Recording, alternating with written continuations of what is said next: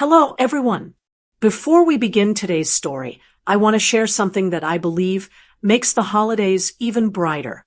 We all have our traditions, like my Christmas baking in the story, but I've found that the best new tradition is laughter. That's why I'm so excited about this new book, Advent Calendar 2025. Mom Jokes. It's a delightful 24-day countdown, filled with more than 250 clean, family-friendly jokes everyone will love. It's the perfect way to share a smile with your family. You can find the link in the pinned comment. Now, let me tell you what happened. If you were to walk into my house in mid-December, you'd probably think you'd stepped into a Christmas card. And you wouldn't be wrong. I love it. I am 70 years old, and I have always believed that Christmas is a kind of magic you make with your own hands. My kitchen, here in our house in Birmingham, is my command center. From the first of the month, it smells like cinnamon and clove with a little bit of pine from the tree in the next room. I've probably baked 3,000 ginger snaps in this very kitchen. I've wrapped mountains of gifts, simmered pots of cider, and planned every meal down to the last sprig of parsley. This is my tradition, my joy. It's what I do. My husband, Frank, walked in, stamping the cold off his boots. He's 72, and he's seen me do this for nearly 50 Christmases. He's a good man, Frank. He's pragmatic. He's not as swept up in the feeling of it all as I am. He sees the work. He sees the strings.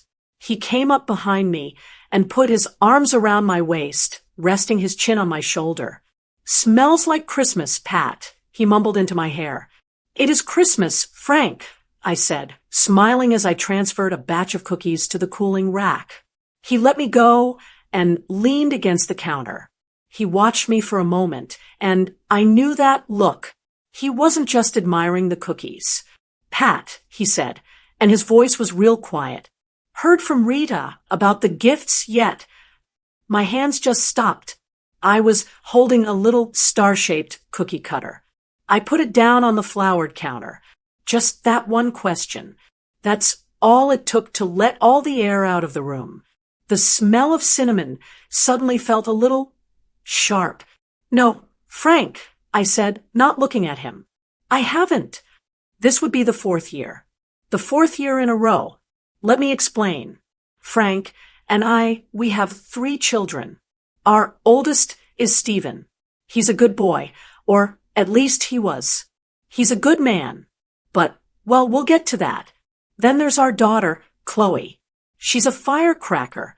Lives in Atlanta, has a big, important job, and she always speaks her mind. Our youngest is Mark. He's the complete opposite of his sister.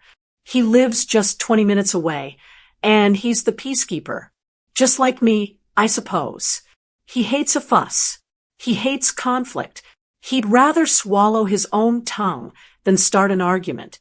Stephen married Rita about 8 years ago. She's different. She's from up north, has a big career in finance, and she's always very busy, always looking at her phone, always talking about a deadline or a quarterly report. I respected that. I was proud, even that my son had married such a smart, driven woman. But from the very first Christmas, it was a challenge. That first year, she'd bought the most wonderful, expensive gifts for her side of the family. Her parents, her cousins. But for my side, my sister June, my son Mark and his wife, my own daughter Chloe, nothing. "Oh, Patricia," she'd said, with a little laugh that sounded like tinkling glass. "I am so sorry. It completely slipped my mind. Work has just been a madhouse. And being the peacekeeper, I just smiled and said, 'Don't you worry about it one bit. It's just wonderful to have you here.' I made an excuse for her. She's just overwhelmed." I told my sister June, who was trying to hide her disappointment. The second year, it wasn't an oops. It was an excuse. "Oh, the shipping was a complete nightmare. Patricia, I ordered everything, and you won't believe it. The delivery service lost the package." "Oh, how terrible for you. I said, but a package never arrived in January or February. The third year, last year, she didn't even bother with an excuse. She just didn't bring any. She handed out her presents to her family. And when it came time for my side, she just busied herself with her kids, my grandkids, acting like that part of the gift exchange just wasn't happening. It's not about the money. I need to be very clear about that. My sister June is 80 years old. She doesn't need another scented candle. My son Mark and his wife are doing just fine. My daughter Chloe can buy herself anything she wants. It's the message. The message, sent as clearly as if it were written on a Christmas card, is you don't matter. Your family, your traditions, your sister, none of you are worth my time. You are not my family. You are the in-laws. You are an obligation. You are invisible. It's not just June. It's my other son, Mark. She forgets his children. My own grandchildren. She forgets to even send a card to Chloe. My entire side of the family erased, wiped off the list. I looked at Frank. My kitchen, my safe, warm kitchen suddenly felt cold. No, I said again. I haven't heard from her. Frank just sighed. It's a particular kind of sigh. It's the sound of a man who has been proven right and hates it. Why do you let her do it, Pat? He asked. It wasn't mean. It wasn't an accusation. He was genuinely asking. He's been asking for 3 years. I turned around and leaned back against the counter next to him. I felt all of my 70 years. What am I supposed to do, Frank? I asked, and my voice was tired. She's Stephen's wife. She's the mother of my grandchildren. What am I supposed to do? This is the calculation, isn't it? The horrible, silent math that mothers have to do. I've spent my whole life being the family's peacekeeper. I'm the one who smooths things over. I'm the one who hosts every holiday, so no one else has to. I'm the one who calls Mark when Chloe is mad at him, and calls Chloe when Mark is hurt by her. I'm the family's shock absorber. If I make Rita angry, if I start drama, as she would surely call it, I risk Stephen. I know my son. He's passive. He hates conflict even more than Mark does. He will always take the path of least resistance. And that path is following Rita's lead. If I challenge her, she will see it as an attack. And she will turn my son against me. She will make it impossible to see my grandchildren. She'll say I'm toxic or controlling. I've seen it happen to my friends. One wrong word, and suddenly the grandkids are too busy to come over. Suddenly, your son stops calling as much. So I make the excuses. I am the one who, for the past 2 years, has run out on Christmas Eve morning in a panic to buy emergency gifts. I run into a department store, grab whatever's left, and I put a tag on it. To June, love Stephen and Rita. I am the one who lies to my own sister. I am the one who tells Mark's kids, oh, I'm sure their gift is in the mail. I lie. I lie for her. I lie to protect, what, a fake peace? My own son's inability to stand up for his own family? I'm so tired of it. I'm 70 years old. I'm tired of lying for a 35-year-old woman. I'm tired of being the only one who cares about holding this family together. I'm tired of being invisible in my own home. I tried to talk to Stephen about it last January. Gently. Oh, so gently. Son, I said over the phone, your Aunt June was a little disappointed. I think Rita just forgot. And my son, my own boy, he ran interference for her. Mom, Rita's job is so demanding. You have no idea the stress she's under. You know, she doesn't mean it. Don't make a big deal out of it. He was making excuses for her, to me. And that's when I knew. He wasn't just passive. He was on her side. My daughter, Chloe, of course, has a different opinion. Mom, you're a doormat, she told me last week. She's been disrespecting you and our entire family for years. Why are you surprised? You taught her she could. It hurts when your own daughter sees you as weak. But what does she know? She's not here trying to hold the pieces together. It's easy to throw bombs from Atlanta. Frank came over and put his hand on my shoulder. His hand is warm and a little rough from his workshop. You don't have to do it this year, Pat, he said. I looked down at the cookie cutter in my hand. What if she does it again, Frank? I whispered. I was so afraid of the answer. She is going to do it again, he said, and his voice was firm. She's going to do it again, and you're going to let her. Or you're not. He gave my shoulder a squeeze and walked out of the kitchen, leaving me alone with the half-decorated cookies and the cold, hard truth. He was right. Frank warned me. She's going to do it again, Pat. I just didn't know. I didn't know that this would be the year it all came crashing down. That conversation with Frank in the kitchen, it hung over me for the next 2 days. It was like a cloud had settled in our house, even with all the Christmas lights on. I tried to shake it. I told myself, maybe this year will be different. Maybe I'm getting all worked up over nothing. I was in the living room, trying to untangle a string of lights that I knew I had packed away perfectly last January. Frank was in his workshop. The house was quiet, too quiet. That's when my phone started ringing on the side table. I glanced at the screen. Chloe. My heart didn't leap. It just ceased. It was a cold, hard knot right under my ribs. I knew, just as I knew my own name, that this was it. This was the call. I picked it up. Hello, sweetheart. Don't hello, sweetheart me, Mom. She was talking fast. She always talks fast when she's mad. I just got off the phone with Rita. I sat down hard on the sofa. I didn't even bother to put the tangled lights down. Oh. Yes. Oh. I called her Mom. I did what you said you wanted us to do. I called her to coordinate, to be nice. I asked her, hey Rita, just checking in to see what you're getting for Aunt June, so we don't buy the same thing. You know, the olive branch. I closed my eyes. And what did she say, Chloe? I heard her take a deep breath on the other end of the line, like she was trying to keep herself from screaming. She said, oh, Chloe, thank God you called. I am drowning in work.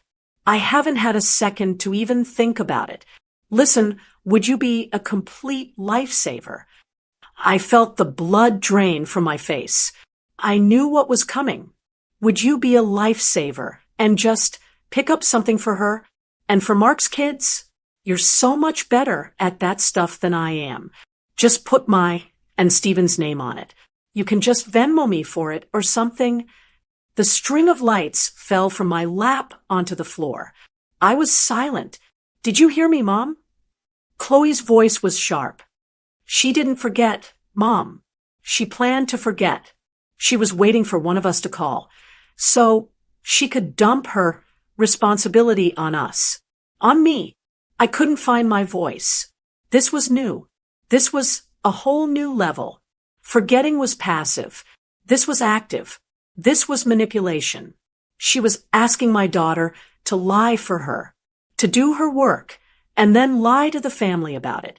And then she said, oh, and don't tell your mom. You know how she worries about little things. I felt the air leave my lungs. She said what? She told me not to tell you that you worry about little things. Little things. Mom, is Aunt June a little thing? Are Mark's children little things? Is our entire family a little thing to her? What did you say? I whispered. I told her, absolutely not. Rita, that's a new low, even for you. And then she did that fake little tinkle laugh and said, oh, Chloe, you always take things so seriously. I was just asking for a favor. And I hung up. Chloe was breathing hard. I could hear her pacing in her condo in Atlanta. Mom, are you there? Mom, you have to do something. This isn't just rude anymore. This is calculated. She is actively disrespecting you. She thinks you're a fool. She's counting on you being the peacekeeper so she can walk all over everyone. She's lazy, and she's mean, and she's making you do her dirty work by buying those last-minute gifts every year. She knows you do it, Mom. She's counting on it. And now she's trying to rope me into her little game. I was cold. I was just so cold. My daughter was right. My husband was right. I'd been telling myself for 4 years that she was busy or overwhelmed or just different. No, she just didn't care. And she thought I was too weak or too stupid or too scared to do anything about it. Chloe, I started, but I didn't know what to say. Don't, Mom, she said, and her voice softened just a little. Don't make an excuse for her. Not this time. Please. For your own sake. For our sake. You have to call Stephen. You have to tell him what his wife just did. This is his mess to clean up. I was twisting the phone cord in my hand. He'll just defend her. Sweetheart. You know he will. Make him, Chloe said, and her voice was steel. Make him say the words. Make him defend this. Make him tell you that it's okay for his wife to ask his sister to lie to his mother. Make him say it out loud. And then you'll know. You'll finally know where you stand. She was right. She was absolutely right. I have to go, Mom. I'm so angry I could spit. I love you. Don't be a doormat. The line clicked. I sat there in the living room, in the silence. The Christmas lights were in a knotted heap at my feet. A perfect, hopeless tangle. It wasn't just anger I was feeling. It was a new kind of anger. It wasn't hot like Chloe's. It was a cold, hard, heavy thing. It settled in my stomach like a stone. She had tried to use my daughter against me. She had called my sister, my grandchildren, my feelings, little things. I stood up. I walked into the kitchen, found my son Stephen's number, and I pressed call. I don't know what I was hoping for. Maybe that this would be the thing that finally woke him up. That he would hear what his wife did and be just as horrified as I was. That he would say, "My God, Mom, I am so sorry. I'll handle this." That's what I hoped for. That's the hope that keeps a mother going, isn't it? That your child will, in the end, do the right thing. He picked up on the third ring. "Hey, Mom, what's up? Everything okay for Christmas?" He sounded so normal, so cheerful. I just got off the phone with Chloe. "Stephen," I said. I kept my voice perfectly level. No emotion. Just the facts. The cheer in his voice died. "Oh, yeah, Rita mentioned Chloe called. Sounded like she was pretty wound up." "She was," I said. "She told me what Rita asked her to do." There was a pause. A long, telling pause. "Mom," he started, and his voice had that weary tone. The one I knew so well. The one that meant he was already on the defense.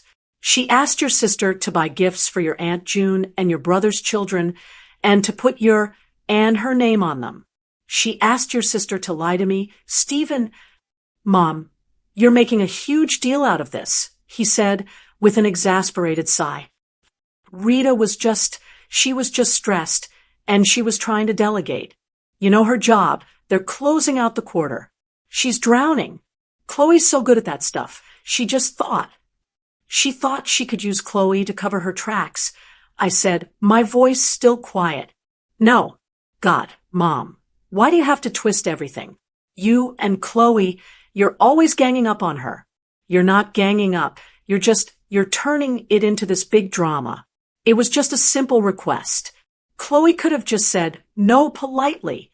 She didn't have to fly off the handle and run to you like a tattletale." I had to sit down. He called his sister a tattletale. "Stephen," she told Chloe not to tell me. She said I worry about little things. I was giving him one last chance. I was handing him the words that should have made his blood boil. Stephen just sighed again. Well, you are overreacting, Mom. It is a little thing in the grand scheme of things. It's just gifts. It's not the end of the world. Rita is trying her best. Why can't you just let it go?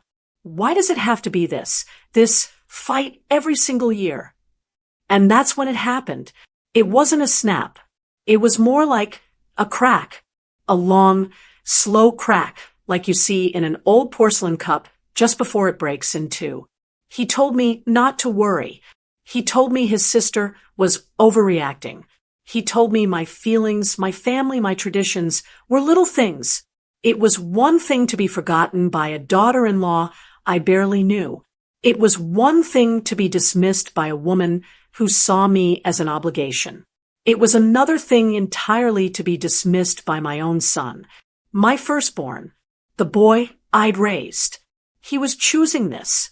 He was choosing her excuses over his own family. He was telling me, in no uncertain terms, that I did not matter. Stephen, I said, my voice was so cold, it barely sounded like my own. I see. Good. So you'll just let it go? Tell Chloe to calm down. I have to go, Stephen. I'm very busy. Oh, okay. Well, we'll see you on Christmas Eve, right? Love you. He hung up. I stood in my kitchen, the phone in my hand. I was shaking. Not from sadness. Not from anger. It was something else. It was resolve. Frank had been wrong. This wasn't the year it all came crashing down. This was the year I was going to be the one to light the match.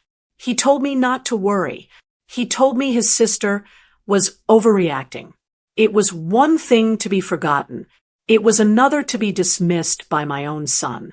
That was the moment something inside me snapped.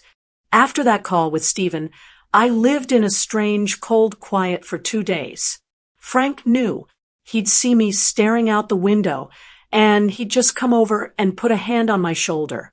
He didn't say, "I told you so." He didn't have to. I went through the motions. I baked the pies. I set the table with my best china. I told Mark and his family to come at 6. I told Stephen and Rita the same. I told my sister June I'd pick her up at 5:30. I didn't go out for the emergency gifts. I didn't buy a single thing to put under the tree with Stephen and Rita's names on it. This year, the lie would stop, and the truth, whatever it was, would have to be enough. Christmas Eve dinner. My table was beautiful. The turkey was perfect. My son Mark and his wife were there, trying to make cheerful small talk. But they could feel it. You could cut the tension with a butter knife. Mark kept looking at the door. He hates any kind of unpleasantness.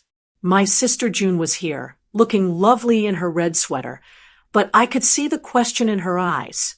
Frank was quiet, seated at the head of the table, just watching me. Stephen and Rita were, of course, late. 45 minutes late. They blew in with the cold air, my grandkids in tow, with a flurry of, "Oh, the traffic was a nightmare," and sorry, just lost track of time. Rita, however, didn't look sorry at all. She was wearing a new dress that probably cost more than my mortgage payment, and she was glued to her phone. She barely made eye contact, just gave a little wave. "Hi, everyone. Merry Christmas," she said, without even looking up from her screen.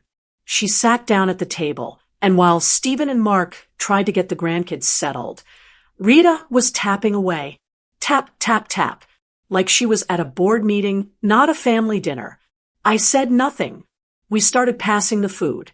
The gift exchange, which we usually do before dinner, hadn't happened. There was no pile of gifts from Stephen and Rita. Just nothing. The space under the tree looked empty. My sister June, bless her heart, is from a generation where you fill an awkward silence. She looked at Rita's wrist. "My goodness, Rita," she said, her voice kind. "What a beautiful bracelet. That's just stunning." Rita looked up from her phone as if she was annoyed at being interrupted. She looked at her wrist where a delicate gold and diamond bracelet sat. She smiled. It was a small, smug smile. "Oh, this old thing," she said, with that high, tinkling laugh. "Stephen's just so good at remembering me. He knows how to spoil his wife. I'm just so busy all the time. I'd forget my own head if it wasn't screwed on." And there it was. She said it. She said it right there in front of my sister, who she had forgotten. In front of my other son and his children, who she had forgotten. She was bragging about being remembered while knowing she had erased everyone else. I looked at June. Her smile wavered, and she looked down at her plate. I looked at Mark. He was pretending to be very interested in his sweet potatoes. I thought about all the things I could do. I could let it go. Again. I could swallow this, just like I had swallowed the lost package and the madhouse at work, and I just forgot. I could do it for the grandkids. I could keep the peace. I could wait until tomorrow and call Stephen and have the same useless circular conversation we always had. I could pull Rita aside after the pie into the kitchen and whisper, "Rita," that was very hurtful to June. And she would give me that same blank, polite stare and say, "Oh, Patricia, you're so sensitive. I didn't mean anything by it." She would count on my good manners. She would count on my desire to avoid a scene. I looked at June again. I looked at Frank. He was looking right at me. He wasn't telling me what to do. He was just waiting. She counted on my silence. But she had miscalculated. She didn't realize that a peacekeeper, pushed too far, knows exactly where to strike to end the war. I put my fork down. It made a small, clear click on the china plate. The table went silent. "Rita," I said. My voice wasn't loud. It wasn't shaking. It was just clear, like ice. "That's a lovely bracelet." She looked at me, surprised. "Oh, well, thank you, Patry. It's a shame you can't seem to remember anyone but yourself." You could have heard a pin drop. Rita just stared at me, her mouth open a little. What?" she stammered. She looked to Stephen for help, but he was frozen. "What did you just say to me?" she asked. I kept my hands folded on the table. I looked her right in the eye. I said, I repeated, "It's a shame you can't remember anyone but yourself. This is the 4th year, Rita, that you have forgotten to bring a single gift for my sister, for my other son, for my grandchildren. You've sat at my table, eaten my food, and deliberately disrespected my entire side of this family. We are done making excuses for you." It was all out. It was all said. It had taken maybe 30 seconds, but it felt like I had finally set down a 100-pound weight I'd been carrying. Now, the reaction. My oldest grandson, David, he's 9. His eyes got huge. He looked from me to his mother, and his little lip started to tremble. He didn't know what was happening, just that his grandma, who was always nice, was suddenly not nice at all. My son Mark, oh, poor Mark, he just sank in his chair. He physically recoiled. He put his head in his hands and just shook it like I had betrayed him. He's my peacekeeper, and I had just detonated a bomb in the middle of his Christmas. Stephen was pale. He just looked at me, his mouth opening and closing like a fish. He was paralyzed. And Rita, her face was a masterpiece. First, it was pure white shock. The "how dare you" kind. The "you're just the in-law" kind.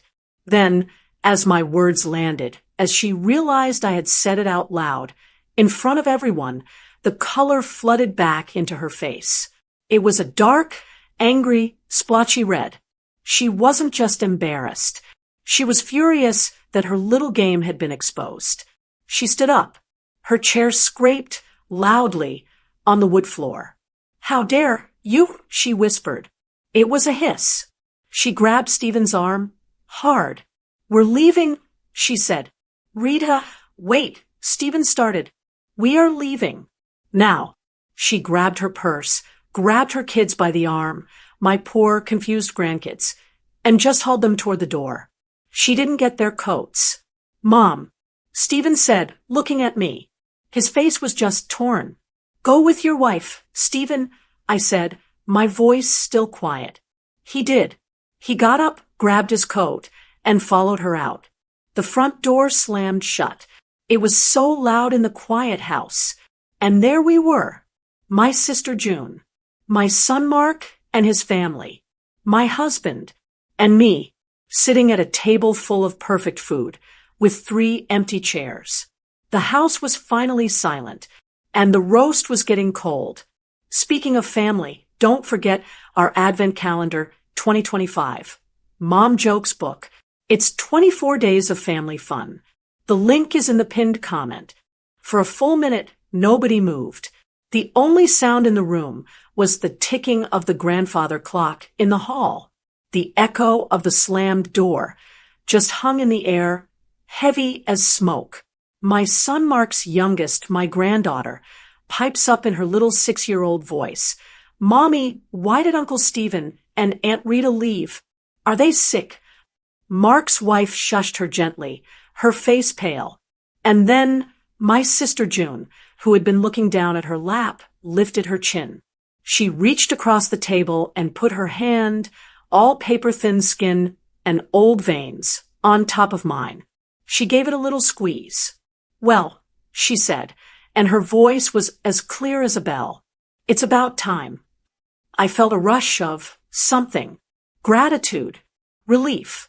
It was like a single, warm light in a very cold room. But it didn't last. Mom. I looked at my other son, Mark. He wasn't yelling, but his voice was tight and angry, and he was staring at me with a look of pure disbelief. Mom, how could you? He whispered, gesturing to his own children, who were looking at him with wide, worried eyes. At the dinner table, on Christmas Eve, in front of the kids. His wife put a hand on his arm. Mark, not now. No, I want to know, he said, shaking his head. What was that? You couldn't have.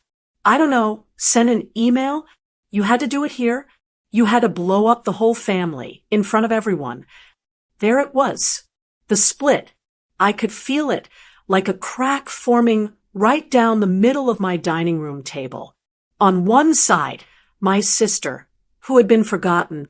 On the other, my son, who just wanted peace. I looked at Frank. He was just sitting at the head of the table, his fork still on his plate. He hadn't moved. He just looked at me, his eyes full of a strange, sad understanding. He just sighed, and it was the heaviest sound in the world. You did it, Pat, he said. Not good for you. Not how could you? Just, you did it. The rest of the dinner was a disaster. It was over. Mark's wife started gathering up their kids, saying it was getting late. Mark wouldn't look at me. He just grabbed their coats, his face a tight mask of anger and disappointment. They were out the door in less than 10 minutes. So then it was just the 3 of us.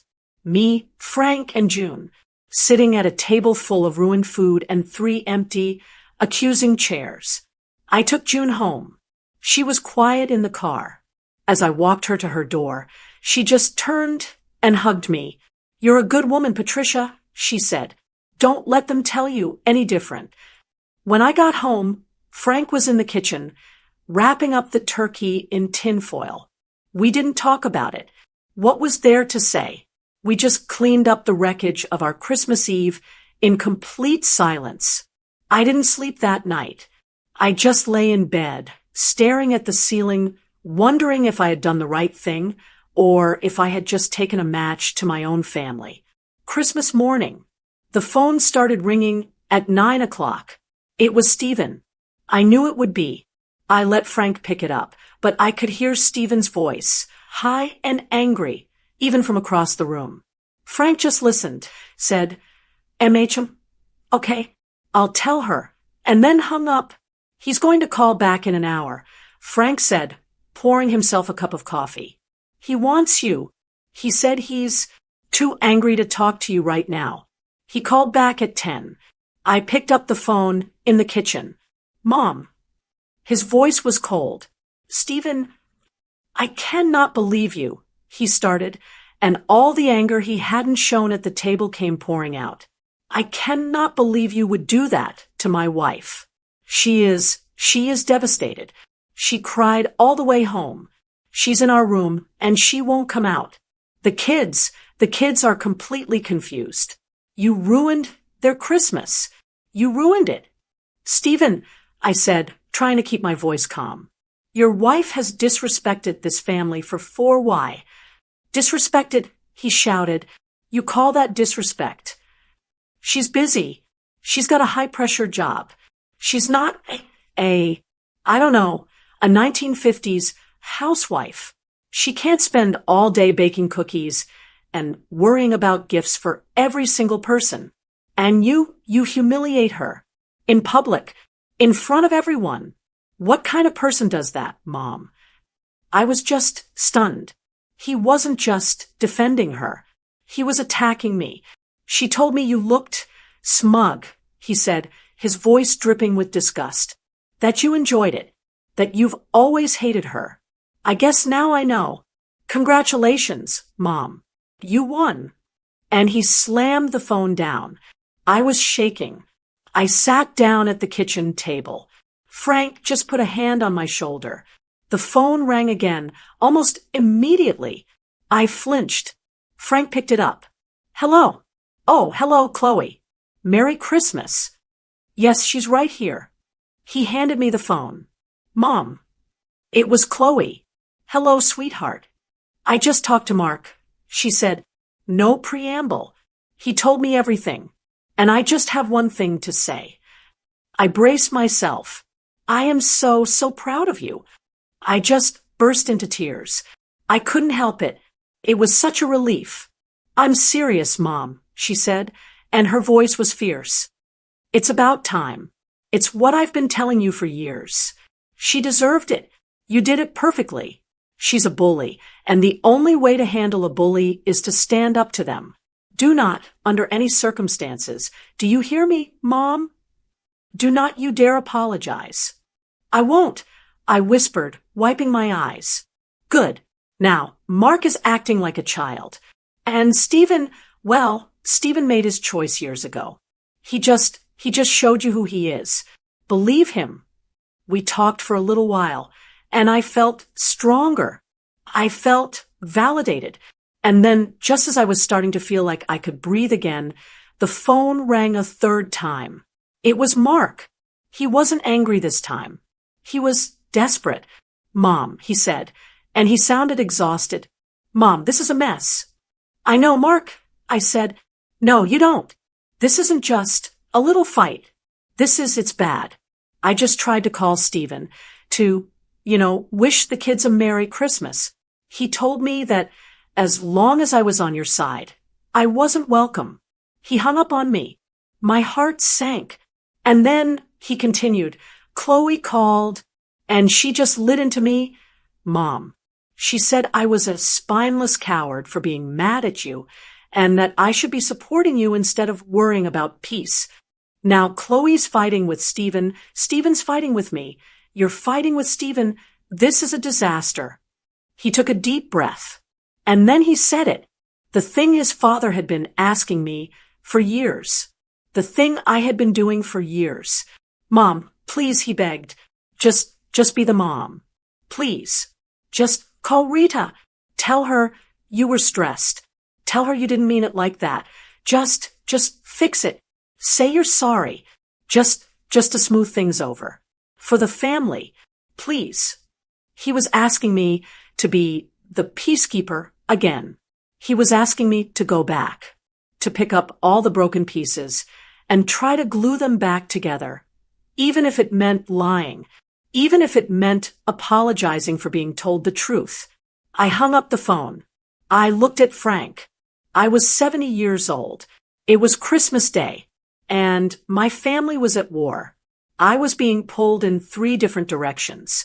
Stephen, who thought I was a monster. Chloe, who thought I was a hero. And Mark, who just wanted his mommy to kiss the boo-boo and make it all better. And all I could really truly think was, what have I done? The day after Christmas was always quiet, but this was a new kind of silence. It wasn't the peaceful, satisfied quiet of a holiday well spent. It was a heavy, cold, empty silence. I was sitting at the kitchen table with a cup of coffee that had gone cold. The house was spotless. Frank and I had cleaned up the entire mess from the night before, put away the good china, wrapped the leftovers, vacuumed the pine needles. It was as if Christmas Eve had never happened. But it had. I just sat there, replaying the phone calls in my head. Stephen's rage, Chloe's pride, Mark's desperate plea to just fix it. What have I done? I had asked myself last night, and this morning, in the cold light of day, I still didn't know. Had I finally stood up for myself? Or had I just been cruel? Had I liberated my family? Or had I just torn it apart? Frank walked in, setting his own mug down across from me. He didn't say good morning. He just sat and looked at me, his face kind, but so tired. He reached across the table and put his hand over mine. Whatever you decide to do next, Pat, I'm with you, he said, his voice rough. You know that. But we can't go on like this. Like what? I whispered.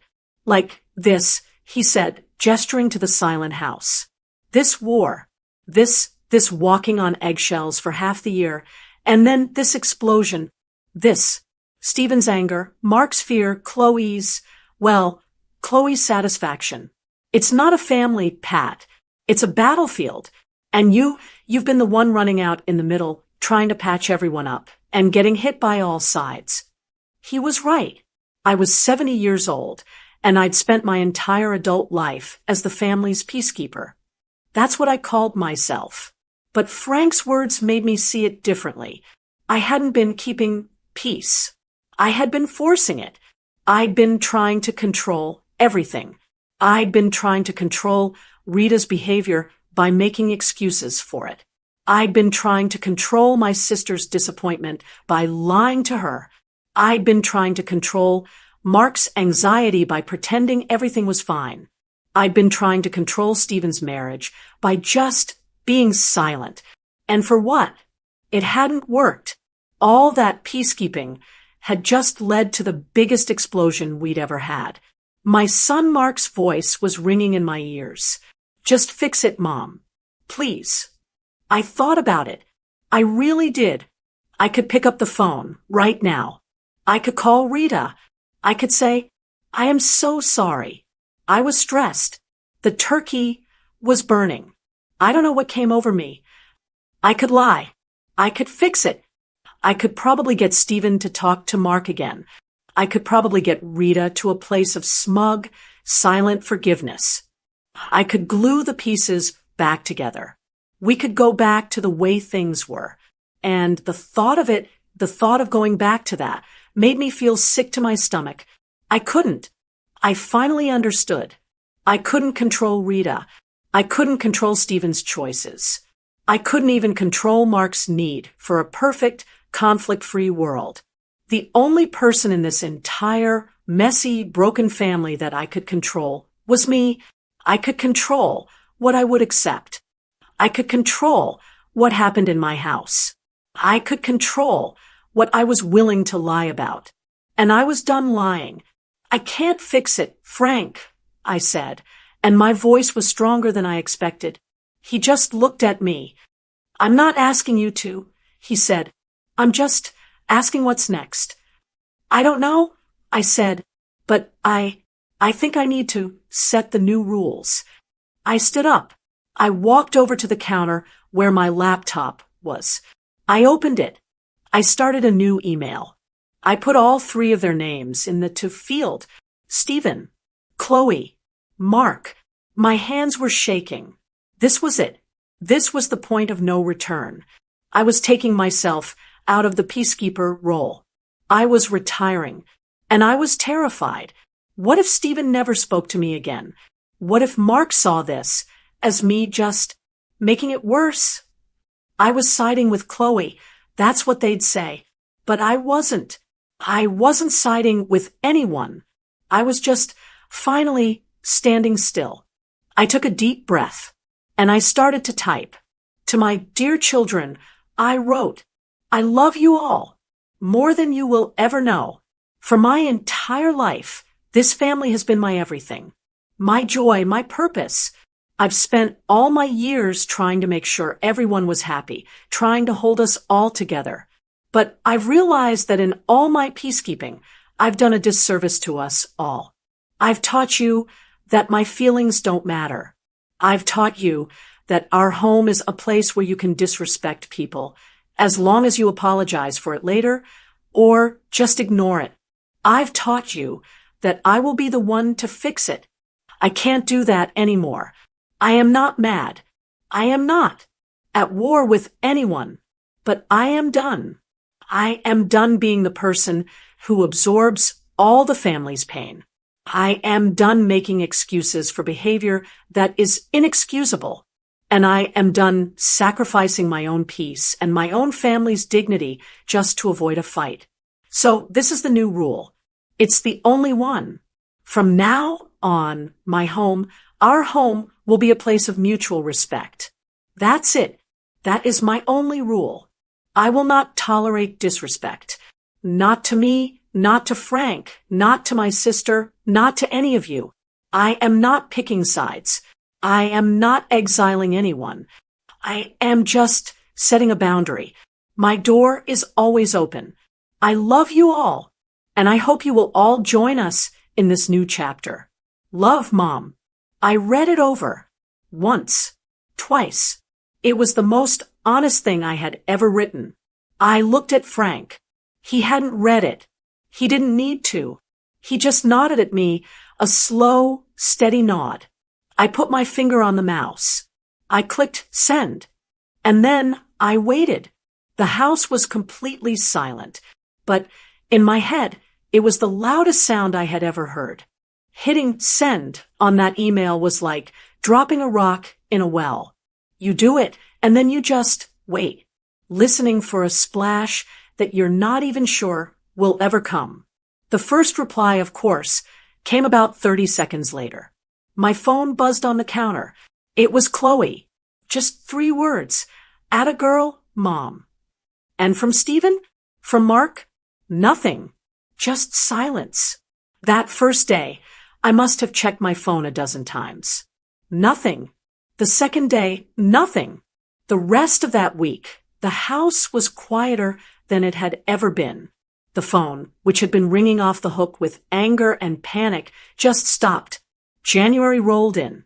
It was cold and gray outside, and it felt that way inside, too. The silence from Stephen and Mark wasn't like the silence I'd asked for. It was a cold, punishing silence. It was the sound of them siding with their own anger, or, in Mark's case, his own fear. And I have to be honest. It hurt. It hurt terribly. This was the consequence. This was the what now?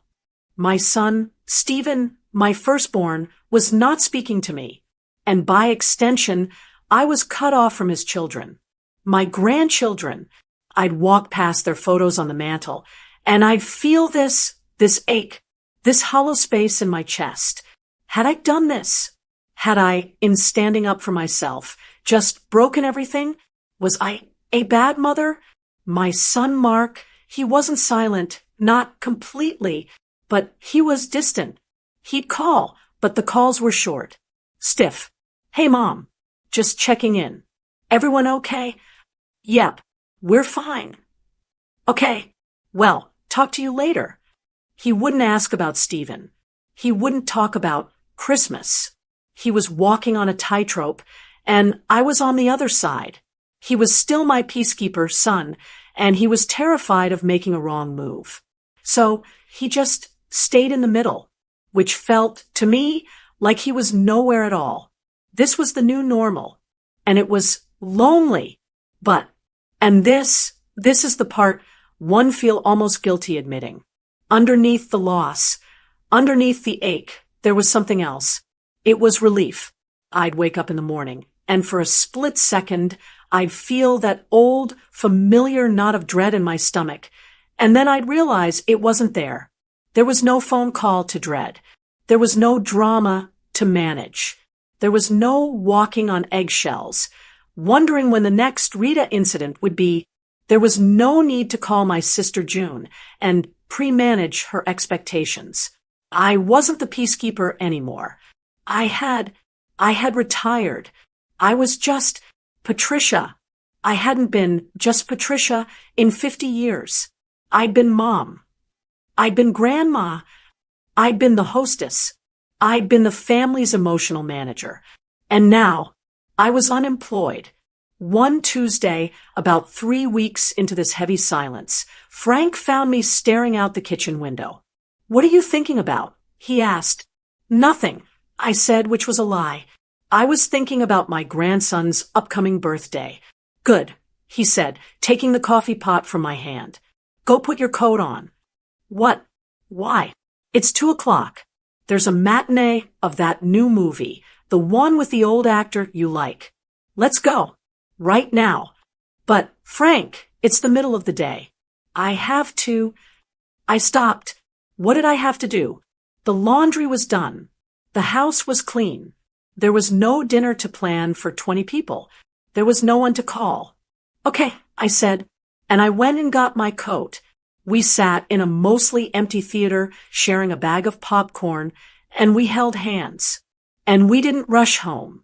Afterward, we went to a new restaurant, one of those little fancy places, and had a glass of wine and an appetizer. When we got home, Frank unlocked the door and smiled at me. "You know," he said, "I feel like I have my wife back. Not mom, not grandma, just Pat." It was a start. A few days later, he came in holding a travel brochure. "Remember that trip to New England we talked about? Oh, about 30 years ago," he said. "The one to see the fall colors? The one we never took because it was always, Stephen's football season or Chloe's recital or Mark's finals." I remember I said, "Well, I booked it," he said, holding up 2 tickets for a train tour in October. I just stared at him. You booked it?" "Yep, we're going." And that's when I realized my life was not just about what was lost. It was also about what was found. My relationship with Chloe changed, too. We'd always been close, but now we really talked. She'd call, and we wouldn't spend a single minute talking about Stephen or Rita or the drama. We talked about her work, about a book she was reading, about Frank and my date to the movies. We were just 2 women, friends. And I took my sister June to lunch. Just us. We sat at a little tea room, and she ordered the cucumber sandwiches. "I'm sorry, June," I said. "For all those years, I let that happen." She patted my hand. "Patricia, I've lived 80 years. I've seen a lot worse than a rude daughter-in-law. I'm just proud of you. Now, let's talk about something else. Did you see what they're doing to that garden down on Main Street?" We were moving on. I was letting go. I was letting go of this idea, this heavy, glossy magazine cover idea of a perfect family. The one where everyone gets along, and everyone is at the dinner table, and everyone is smiling. My family wasn't perfect. It was broken. It was messy, and it was real. And I was finding peace right in the middle of it. I was 70 years old. I was a mother whose son wasn't speaking to her. I was a woman who had just booked a trip she'd waited 30 years for. I was a wife who was holding her husband's hand in a movie theater in the middle of a Tuesday. I was learning to be 70, and I was discovering that my life didn't have to revolve around one perfect, stressful, and impossible-to-please dinner table. Speaking of family, don't forget our Advent Calendar 2025, Mom Jokes book. It's 24 days of family fun. The link is in the pinned comment. The seasons turned as they always do. Spring came, and Frank and I worked in the garden. Summer was quiet and warm. We'd sit on the porch in the evenings just talking. And Stephen, the silence from him was complete. I didn't get a card for my birthday. I didn't get a call for Mother's Day. Nothing. It was a silence so total, it was its own kind of message. It was a slammed door, a locked gate. And I had to learn to live with that. It was the hardest thing I've ever done. Mark. Well, Mark was different. After a few months of those stiff, short phone calls, his wife, Sarah, called me. "Patricia," she said, and she sounded nervous. "Mark, he's stuck. He hates that Stephen is being like this. And he hates that Chloe is mad at him for being in the middle. He doesn't know what to do.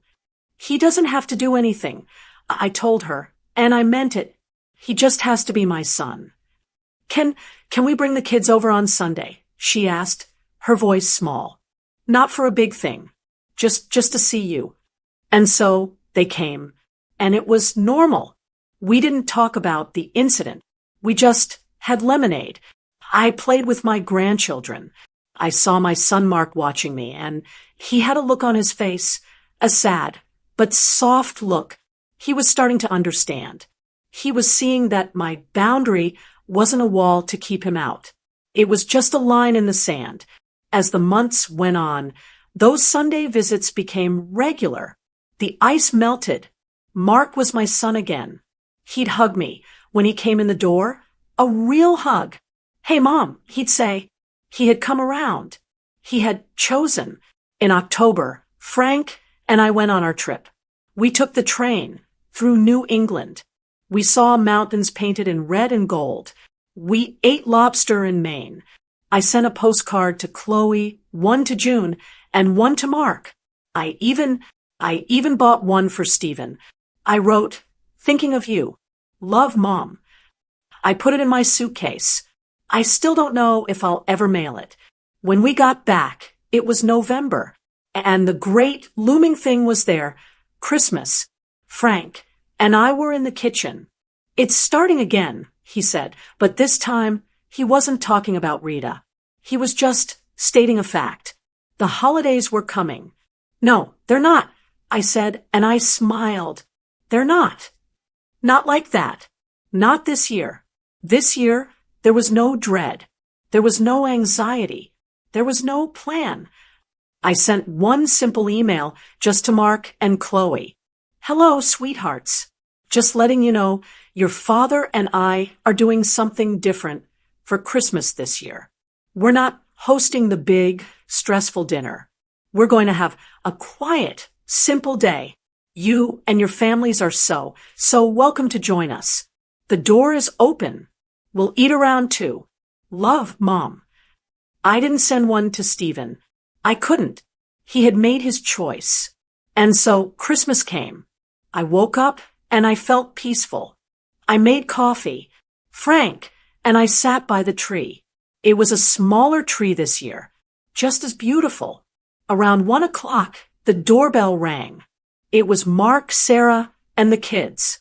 Their arms were full of gifts. "Merry Christmas, Mom." "Merry Christmas, Dad." They were smiling. The house felt full. Aunt June came over. She looked wonderful. She brought a little poinsettia.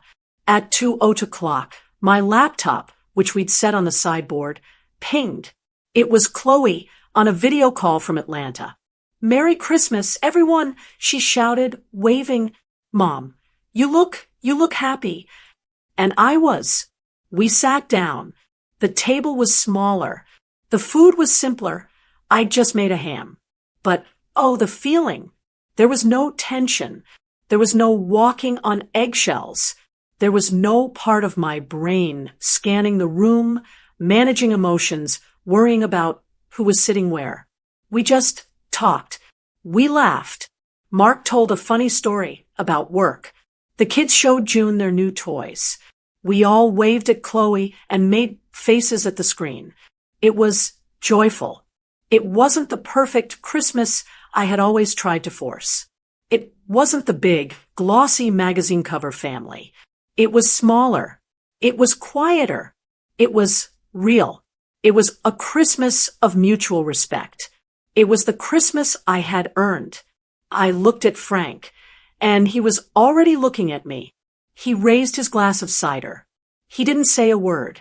He didn't have to. We were clearing the dishes. Frank was scraping plates, Mark was rinsing, and I was loading the dishwasher. Just a family cleaning up after a happy meal. I was feeling so full, not just of ham and pie, but of this deep, quiet, sturdy peace. It was the best Christmas I'd had in years. I had finally found it. My peace. My new tradition. And then, as I was closing the dishwasher, my phone, which was on the counter, buzzed. I glanced at it. It was a new email. I didn't recognize the sender at first. And then my blood ran cold. The email was from Rita. My hand was still wet from the dishwasher. Mark was telling Frank a joke. I just stared at the screen. At her name. It felt like a ghost had walked into the room. A cold, unwelcome draft in my warm, happy kitchen. Mom. Mark said, "You okay?" I couldn't speak. I just picked up the phone. My thumb was shaking. I unlocked it and opened the email. It was long. Not a line or two. It was a letter. Dear Patricia, it started. Not Mom. Not Pat. Patricia. I know I am the last person you want to hear from, especially on Christmas. I've been sitting here all day thinking. Stephen and we didn't do anything. We just sat here. The kids opened their gifts from us, and it just felt so empty. I took a breath. I could feel Frank and Mark watching me.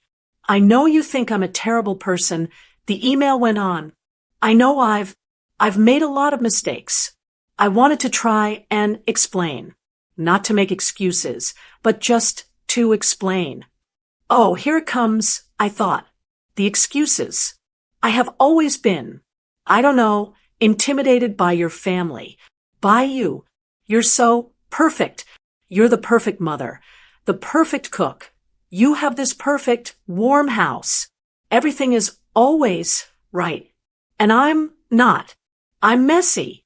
I'm disorganized. I'm always late. I'm always underwater with work. And I felt like I could just never compete with that. I could never be that. I had to read that line again. Me. Perfect? I looked around my kitchen at the mismatched mugs, at the crack in the linoleum I've been meaning to fix. Perfect? I felt like I was always failing. She wrote. And every Christmas it was just another test. Another big, perfect test that I was going to fail. And so, I stopped trying. It was easier to just be busy than to try and fail. It was easier to pretend it didn't matter. It was cowardly. I know that. When you said what you said at the dinner table, I was so angry. I was so embarrassed. I thought you were so cruel. I've spent the last year telling Stephen how cruel you were, how you'd always hated me. But the thing is, you weren't wrong. I had to sit down. My knees went weak. I backed up and sat down at the kitchen table. What is it, Pat?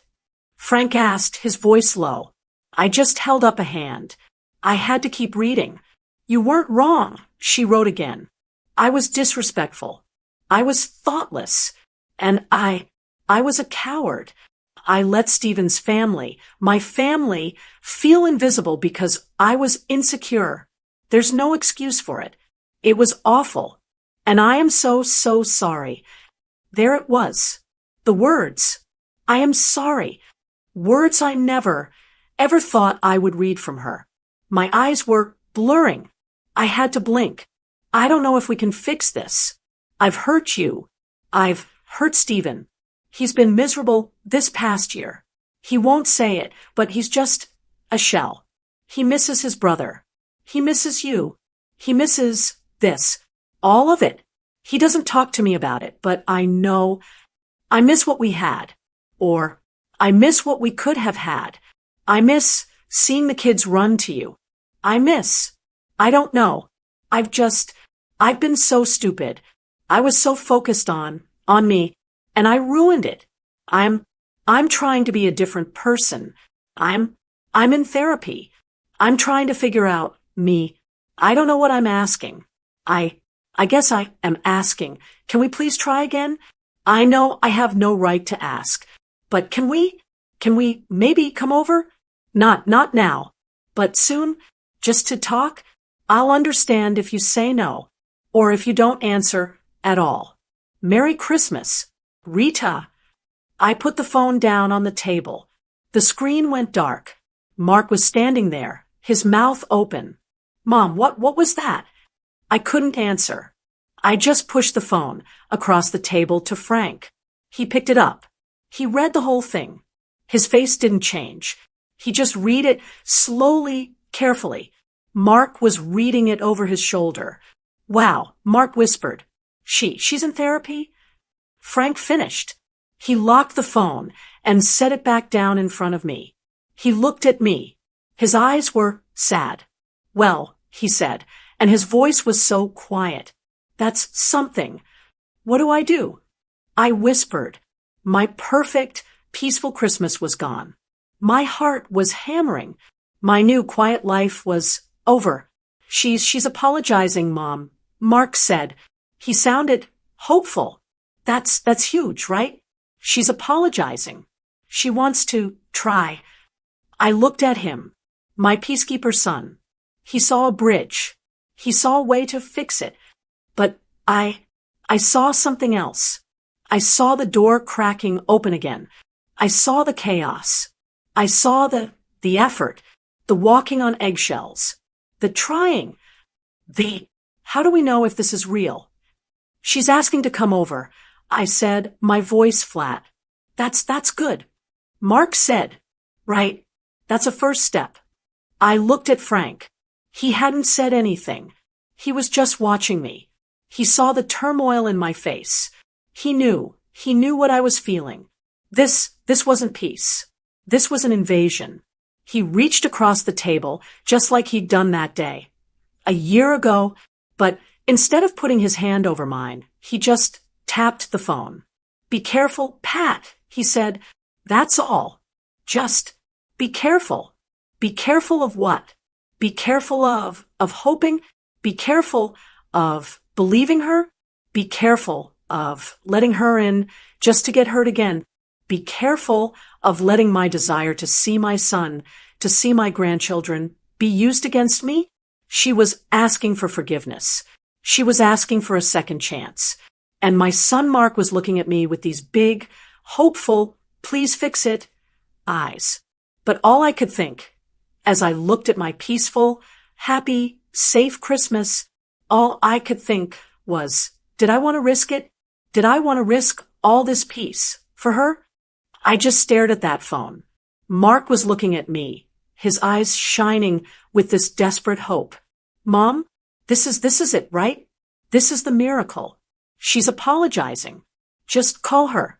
Please, call her right now. And a year ago, I would have burst into tears of relief.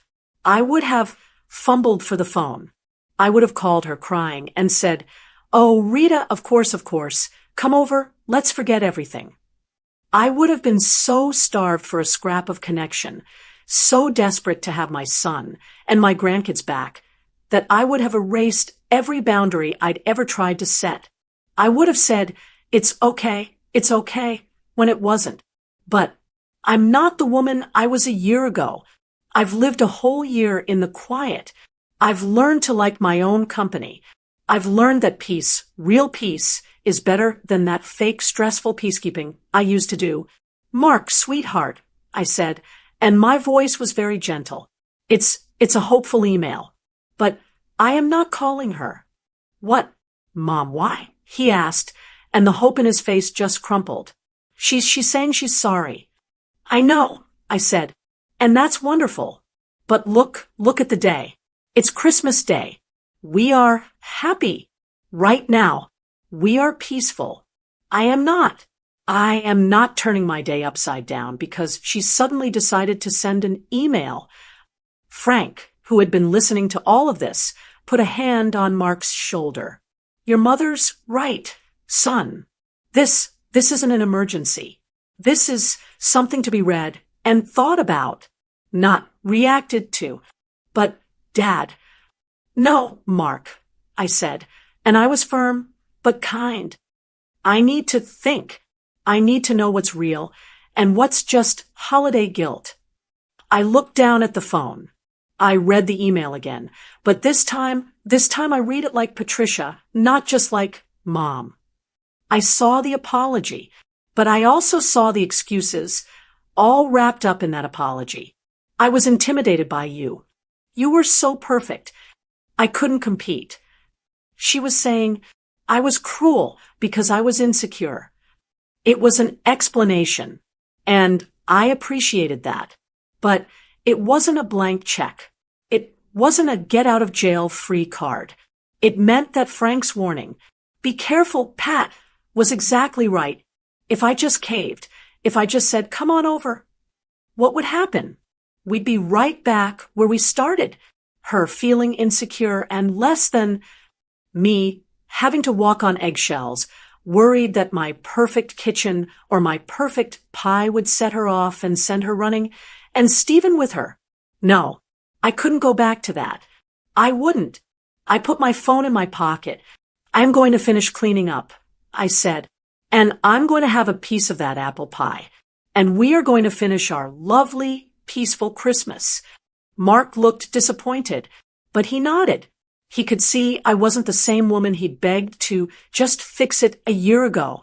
That night, after everyone had gone home, Frank and I sat by the tree. The house was quiet. "What are you going to do, Pat?" he asked. "I'm going to write her back," I said, "but not tonight. Tonight, I'm just at peace. I'll do it in the morning." The next day, I woke up with a clear head. For the first time, I wasn't afraid. I wasn't angry. I wasn't even desperate. I knew what I had to do. I sat down at my laptop, not my phone. This wasn't a quick text. This was a formal agreement, a new contract. I thought about Stephen. I thought about my grandkids. That part still ached. That part of me wanted to write, "Yes, yes, come home. I miss you." But I couldn't, because that wasn't the whole truth. The whole truth was, "I miss you, and you have to respect me." So I typed, "Dear Rita," I wrote, "thank you for your email. And thank you for your apology. It means a lot to me. It takes a strong person to say what you said, and I appreciate that you're working on yourself." I stopped. That was good. It was kind. It acknowledged her effort. "Frank, and I would be happy to see you and Stephen. We have missed you both, and the children, terribly." That was the truth, too. The part that was aching. As I said last year, our door is always open. And now, the final part. The most important part. The part one wouldn't back down on. Our door is always open for mutual respect. Let's start there. I read it over. It was simple. It wasn't angry. It wasn't a no. But it wasn't a yes, all is forgiven either. It was an invitation. It was an invitation to meet me on my new ground, on this new, solid foundation of self-respect that I had spent all year building. I wasn't sacrificing my new boundaries just because she said sorry. I was inviting her to see them and to honor them. I called Frank over. He read the screen, put on his glasses, and read it again. He didn't say anything. He just smiled. He leaned over and kissed the top of my head. "That's my girl," he whispered. I took a deep breath. My finger was on the mouse. I hit send. I let out a breath. I felt like I'd been holding for a full year.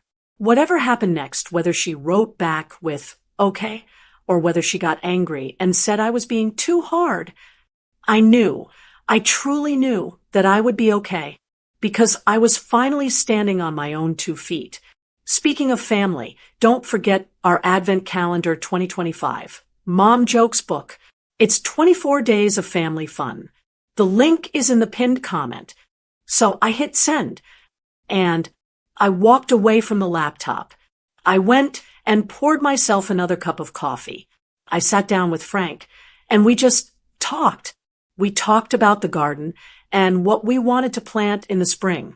The old me, the me from a year ago, would have sat in front of that computer for an hour, for hours, just waiting for a reply. I would have been sick with anxiety. My whole day, my whole piece would have been balanced on, what will she say next? But not this time.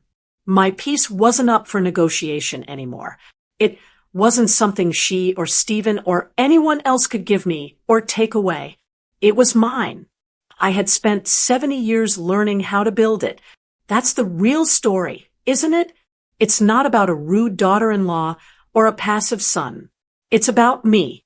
It's about a 70-year-old woman who finally learned how to stop being the peacekeeper. It took me 70 years to learn that you can't force people to respect you. You just can't. You can't make them see your value. You can't beg them or cry or even serve them the perfect Christmas dinner and make them treat you right. All you can do, the only thing in this whole world you can actually control, is to teach them how you expect to be treated. And you do that by what you're willing to walk away from. You do that by what you're willing to say no to. For so many years, I thought my job was to hold the family together. I thought I was the glue. I thought that if I just smiled enough and baked enough and lied enough, if I just swallowed my own feelings enough, I could keep this perfect, happy family picture on the wall. But it was just a picture. It wasn't real. And I was the one breaking myself into little pieces to hold up a fake piece. I was the one paying the price for everyone else's comfort. And I have a feeling there are a lot of you out there who know exactly what that feels like. You're the one who always hosts. You're the one who calls your siblings to make sure they're speaking. You're the one who says it's okay when your feelings are deeply, deeply hurt just to avoid a fight.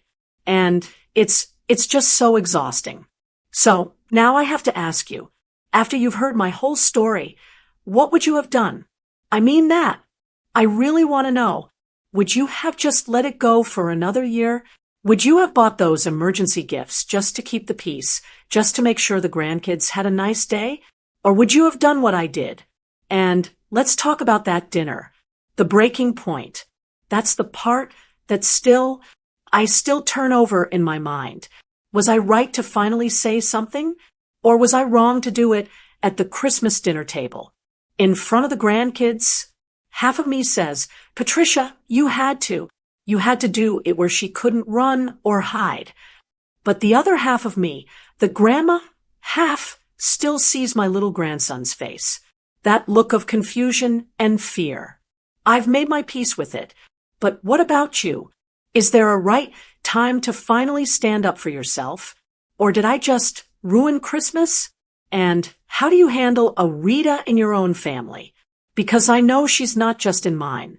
What do you do with the person who just won't or can't respect the rest of the family? Do you cut them off? Do you try to understand them? Do you just give in? Please let me know in the comments below. I'm going to be reading them.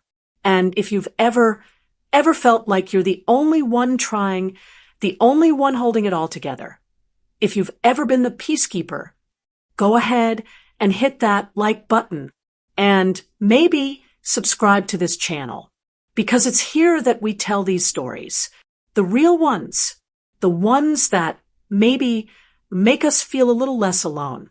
Lastly, don't forget our Advent Calendar 2025, Mom Jokes book. It's 24 days of family fun. The link is in the pinned comment. Thank you for listening.